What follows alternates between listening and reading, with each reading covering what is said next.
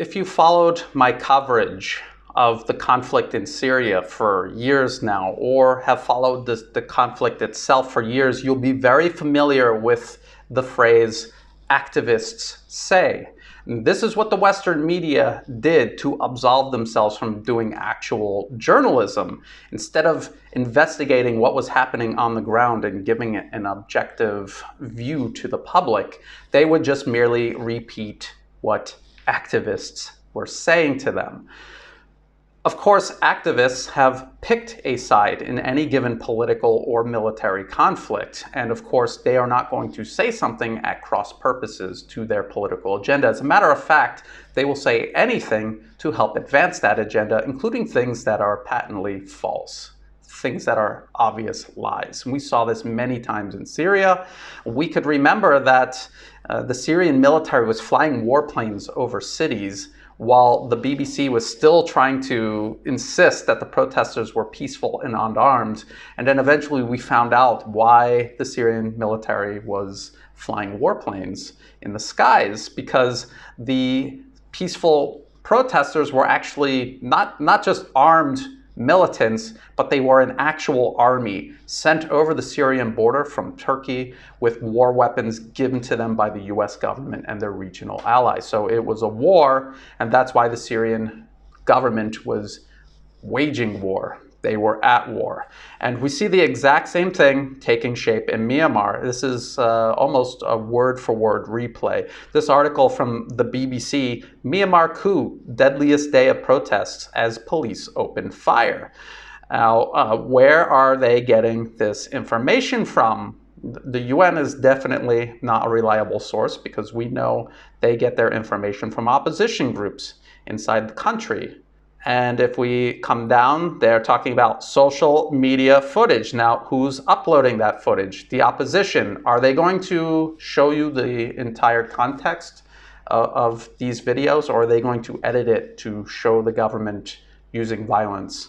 We've seen the exact same thing here in Thailand. They edit out the part where they're throwing bricks this large at the head of police officers, and they only show the police arresting them afterwards. And if we go down, we are going to see activists and medical workers said.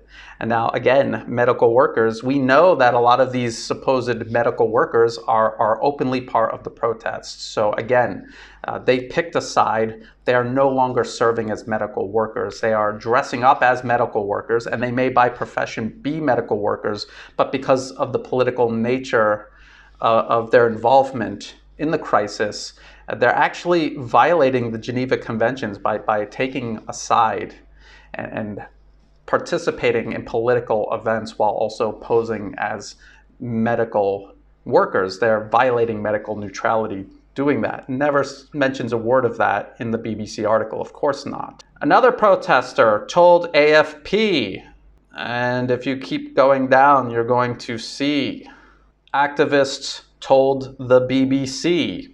Okay, so again, activists told the BBC.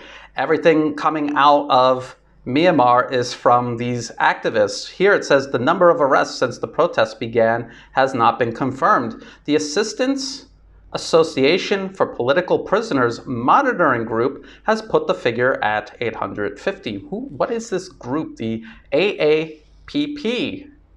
Well, it's this group. This is from the website burmacampaign.org.uk, which is funded by the British government. It's 8 seconds of silence, the death of democracy activists behind bars, the Assistance Association for Political Prisoners, Burma. Notice that they are using the word Burma. And then we look at the acknowledgements.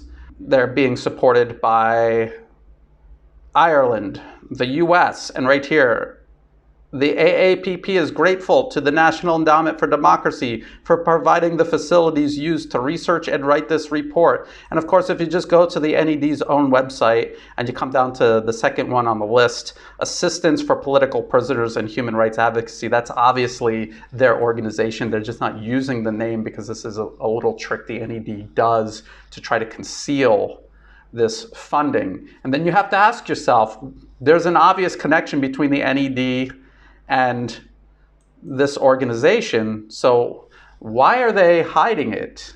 If it's all on the up and up, why are they trying to hide this from the public? Why aren't they transparent about this?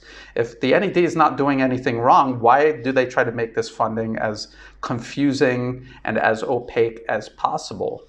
And the answer is they know they're doing something wrong. And this is part of regime change. And they don't want it to look too obvious that the US is backing this, like they did throughout the Arab Spring in 2011. Now, I can guarantee you for a fact that as the conflict in Myanmar continues, it's going to become harder and harder for the opposition and the Western media to cover up the violence being carried out by the protesters. Remember, these protesters, the supporters of Aung San Suu Kyi, just a few years ago, were busy mass murdering Rohingya, storming villages, hacking people to death with machetes, burning their villages down. They did not go from that level of violence to being peaceful, pro-democracy activists in the streets in Myanmar today. That did not happen. They are definitely carrying out deadly violence against the police and the military. The police and the military are responding.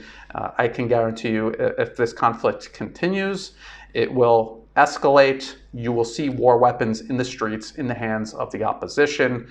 The danger here is that the protesters and media here in Thailand are linked to these protests in Myanmar. In some cases, organizations directly supporting the unrest in Myanmar are actually based here in Thailand. So the danger of this violence and chaos spilling over the border into Thailand is very real. And the protesters here, the media and the opposition groups here in Thailand will be more than happy to help it spread as far and as wide within Thailand's borders as possible. So keep an eye on this story. If you thought this video was useful, please like and share it. Think about subscribing to the channel. It's free to do, and it helps the channel grow. To everybody, from my Patreon patrons to people giving one-time donations to people just helping share and like these videos, thank you so much. That helps a lot, and I appreciate that very much. And as always, thank you for watching.